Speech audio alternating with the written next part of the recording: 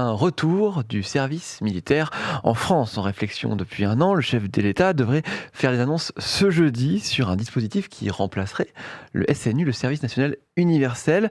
Alors, quel contour aurait ce service militaire volontaire? Dans quel but serait-il mis en place? Et est-ce une bonne idée? C'est la question du jour qu'on vous pose sur le site du Figaro. Et pour y répondre, je suis avec Nicolas Barotte. Bonjour Nicolas. Bonjour. Merci d'être avec nous aujourd'hui. Je le disais, le service militaire va revenir en France. Alors, service militaire volontaire. Absolument, c'est bien un changement d'époque. Mhm. On a connu la fin du service militaire, donc Jacques Chirac, 95-97, qui annonce la fin de cette armée d'appeler parce qu'effectivement, fin de la guerre froide, il n'y a plus besoin de gros contingents, faire des économies. Donc on a ensuite un modèle un peu mixte. On a commencé à faire appel à des réservistes dans les années 2000 pour essayer de donner un petit peu de masse comme derrière aux armées. Et on sent bien qu'aujourd'hui, compte tenu de la menace qui pèse sur le flanc est de l'Europe avec la menace russe, il faut un peu plus élargir les ressources des armées. D'où Mhm. cette idée de recréer un service militaire qui permettra de donner un peu de réserve, de masse aux armées qui en manquent. Mhm. On change d'air, c'est ça? On change de paradigme finalement? On change de paradigme parce que dans les plans qui sont étudiés au sein des armées, Mhm. dans cette hypothèse que dans 3 4 ans, on court le risque d'un choc sur le flanc Est, et donc il faudra pouvoir mobiliser les armées, et pour pouvoir envoyer des soldats sur ce front Est, il faudra aussi pouvoir dégager des ressources sur le territoire national, en arrière. Mhm. Et donc avoir cette masse d'engagés volontaires, ça permet d'avoir 10 000, 15 000 plus de jeunes appelés qui pourraient remplir des missions militaires sur le territoire, donc pas aller combattre sur le front, Mhm. mais en tout cas renforcer, appuyer les armées. Mhm. Alors, on aura des annonces plus précises jeudi, a priori. Le chef d'État s'est exprimé ce matin. On a l'impression que c'était un peu une opération déminage, peut-être?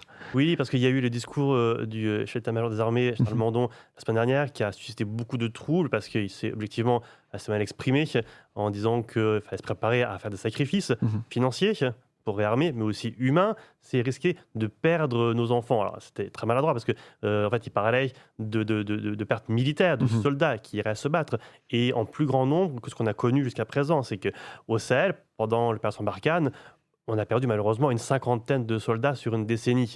C'est très peu. Si jamais on a un affrontement avec la Russie, ce sera des dizaines, voire des centaines de pertes auxquelles il faut s'attendre. Et c'est Mhm. ça ce que disait le général Mandon, c'est qu'il faut que la société soit prête à accepter Mhm. ce qu'est la guerre, c'est-à-dire la violence, le combat, les pertes, les morts. Et donc pour un peu corriger cette expression maladroite, le président, ce matin, a bien redit sur RTL, il ne s'agit pas d'envoyer des jeunes se battre sur le front, mais de renforcer, il a dit, le lien armée-nation. Ça aussi, c'est Mhm. important parce qu'il faut redonner un peu de militarité, d'esprit de cohésion dans la société pour résister justement à un choc militaire. C'est que si jamais on doit se battre un jour, il faut que toute la nation, tout le pays soit prêt Et, à supporter, à mhm. soutenir l'effort. Mhm. Et puis, et des bases aussi. C'est un peu. Alors, en 2017, Emmanuel Macron avait lancé le service national universel. Mm. C'était un peu l'idée aussi qu'il y avait Mm. derrière. Aujourd'hui, on relance cela sous une nouvelle forme parce que le service national universel n'a pas été un Oui, échec. le SNU, c'est un échec. Il n'a pas trouvé son public parce que Mhm. déjà, le sens de ce SNU n'est pas très bien défini. Est-ce que c'était effectivement renforcer la résilience, un peu d'esprit de défense chez les jeunes, ou au contraire mélanger un peu les classes d'âge? Bon, bref, ça n'a pas fonctionné. En plus, il y a eu la crise Covid qui est passée par là et qui a empêché le développement. Ça coûtait Mhm. très cher et donc ça a été abandonné. Là, l'idée, c'est effectivement de revenir à quelque chose de plus militaire, sans doute, donc qui pourrait concerner les jeunes garçons et les jeunes filles, pour une durée de 10 mois. Ce serait rémunéré, ce serait sur la base du volontariat, avec Mhm. un objectif disons, de 10 000, a priori, plutôt pour la fin de la décennie, et 50 000 pour 2035. Bon, les chiffres sont très ambitieux. Objectivement, c'est pas certain que les armées aient les Arrive. moyens Mhm. Alors, d'encadrer. il y a une question de moyens, il y a une question de personnes. Est-ce qu'il y a assez de personnes qui vont vouloir y aller dans ce service militaire qui n'est pas obligatoire, bien sûr? Oui, bien sûr, c'est tout l'enjeu. C'est que tous Mhm. les ans, les armées doivent recruter, grosso modo 15 000 jeunes, Mhm. des nouveaux soldats pour renouveler leurs effectifs. Donc chaque année, c'est un défi. Avoir déjà cette réserve de volontaires, ça permettra aux armées peut-être de recruter plus facilement, sachant que la démographie française fait que les classes d'âge de quelques 700 000 à 800 000 jeunes chaque année vont diminuer progressivement. Et donc, proportionnellement, ce sera plus difficile de recruter. Donc, avoir ce vivier déjà de gens identifiés, ce sera utile. Et ça va aussi permettre aux armées d'identifier des compétences, parce qu'elles peuvent manquer, elles manquent aujourd'hui de choses parfois très diverses. Ça va du logisticien, de Mhm. celui qui va être capable de gérer du stock, celui qui va être capable de faire la nourriture pour les militaires, ou alors les cybercombattants, Mhm. une compétence très technique. Mhm. Et donc, avoir ces militaires, ça permettra effectivement d'identifier des compétences à recruter. Mhm. Effectivement. Et le but, c'est finalement de créer un réservoir de personnes mobilisables au cas où, mais pour un peu un temps d'après, on peut le dire comme ça? Oui, bien sûr, alors, là, on est dans les scénarios du scénario, etc. Mhm. Mais avoir effectivement une masse de 10, 15, 20 000 jeunes qui soient plus facilement mobilisables, c'est important. C'est que dans les armées, donc il y a 200 000 soldats au sein des armées, il y a aujourd'hui 40 000 réservistes et des poussières.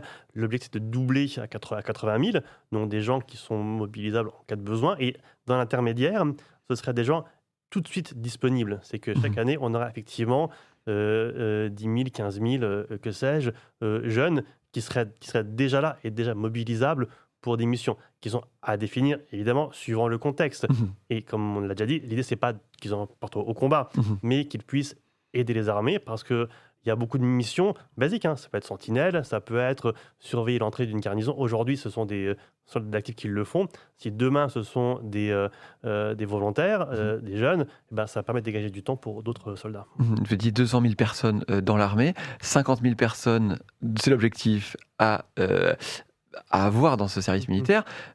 Il va falloir trouver les moyens, finalement, d'encadrer tout ça. Bien sûr, c'est toute la limite des annonces. C'est Mhm. qu'on est dans un contexte budgétaire extrêmement difficile. Il y a une augmentation du budget qui est prévue, mais qui est déjà insuffisante par rapport aux besoins qui sont identifiés pour réarmer, pour faire des stocks de munitions, etc.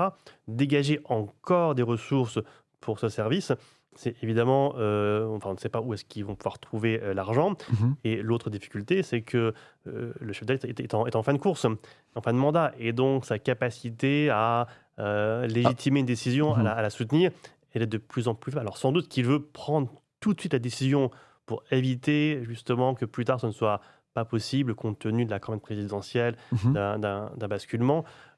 Mais là, on est dans l'effet d'annonce. Et après, la concrétisation de ce projet va être évidemment beaucoup plus difficile. Oui, et on le comprend avec comment ça ferait arriver à l'Assemblée. Comment cette mesure elle est vue par les armées, les professionnels des armées? On se rappelle qu'au moment du SNU, beaucoup étaient très sceptiques sur le projet. Est-ce qu'aujourd'hui c'est toujours le cas sur ce genre de...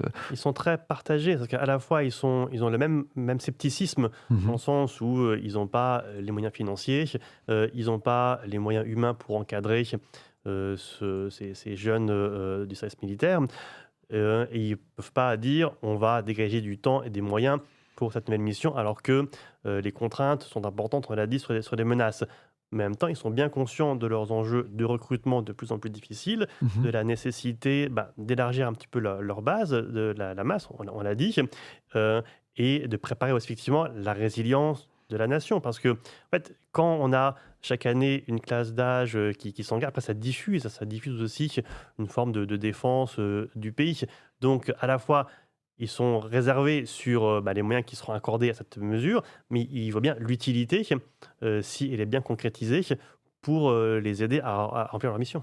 Et c'est un mouvement général qui a lieu en Europe aussi. Oui.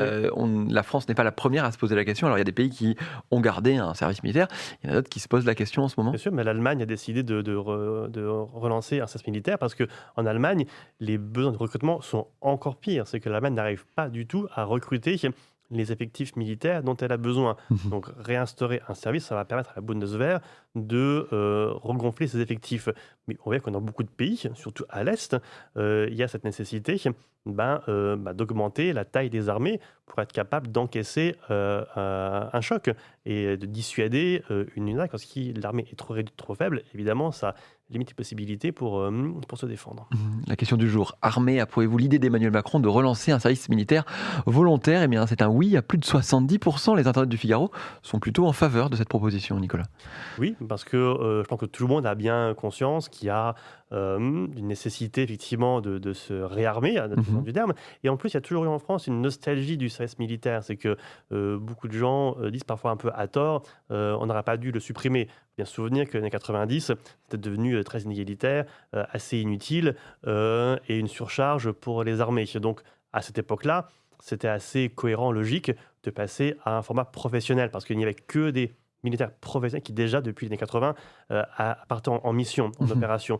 Donc ça avait du sens. Mais malgré tout, pour ce côté creusé de la nation, il y a cette nostalgie. Ce ne sera pas l'idée de ce nouveau service militaire, parce qu'on sera sur des quantités, des classes plus réduites, hein, même si Mhm. c'est 50 000, ça reste quand même assez minoritaire.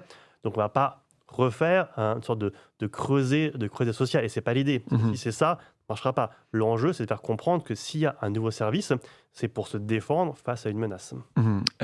Emmanuel Macron va prendre la parole jeudi, on le disait, pour parler de ça. Est-ce qu'il y a des choses, est-ce qu'il y a des contours, en tout cas pour l'instant, qu'on ne sait pas trop, où on a besoin de précision? Oui, oui, ben, tout peut bouger et tout peut être précisé sur Mhm. l'âge, tout bêtement, la limite d'âge des gens qui seraient concernés, Mhm. sur l'échelonnement, effectivement, c'est à quel rythme est-ce qu'on monte en puissance, et principalement sur les moyens qui seront consacrés à cette mission et les équipements qui seront fournis. C'est très basique, hein, mais il faut aussi avoir juste la caserne pour accueillir les jeunes, il faut avoir les équipements pour les entraîner à manier une arme Mhm. ou d'autres types de missions. C'est ça, c'est en quantité très limitée dans les armées. Donc, il faudra aussi pouvoir augmenter ces éléments factuels Mhm. pour encadrer les jeunes. Oui, les capacités de l'armée, Mm. finalement. Merci beaucoup, Nicolas Barotte, en tout cas, de nous avoir éclairé sur ce sujet de notre question du jour. Je vous rappelle, vous pouvez continuer de voter toute la journée. Approuvez-vous l'idée d'Emmanuel Macron de relancer un service militaire volontaire? Vous pouvez retrouver tous les articles de Nicolas sur le site du Figaro et dans le journal. Et moi, je vous souhaite une très bonne journée sur le site du Figaro.